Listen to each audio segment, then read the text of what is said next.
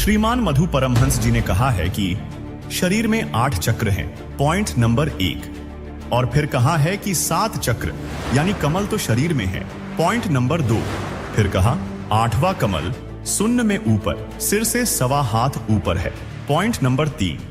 दर्शकों, point number 1 पर प्रकाश डाले, यानी मधु परमहंस की ये बात सत्य माने कि शरीर में 8 कमल है, तो खुद ही इनके अगले वक्तव्य की पॉइंट नंबर 2 और पॉइंट नंबर 3 की बात का खुद ही खंडन हो रहा है, जिसमें ये कह रहे हैं कि 7 कमल तो शरीर में है, 8वां सिर से 1.25 हाथ ऊपर है। इसका मतलब हुआ कि शरीर में 8वां कमल नहीं है। इस विचार से मधु परमहंस का झूठ पकड़ा गया। मधु परमहंस की इन दोगली बातों से स्पष्ट होता है कि मधु परमहंस को न तो शरीर का ही ज्ञान है और न ही कमल चक्रों की स्थिति का ज्ञान है। और इतना ही नहीं, कबीर साहिब जी की विचारधारा को आधार मानकर ज्ञान देने का दावा करने के बावजूद कबीर साहिब जी द्वारा दिए ज्ञान का भी ज्ञान नहीं है। इस बात को भी आपको विस्तार से समझाएंगे।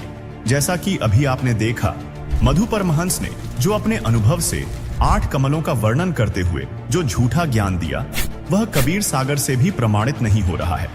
क्योंकि मधु परमहंस के अनुसार टोटल 8 कमल है, जिसमें 7 कमल शरीर में है और 8वां सिर से 1.25 हाथ ऊपर।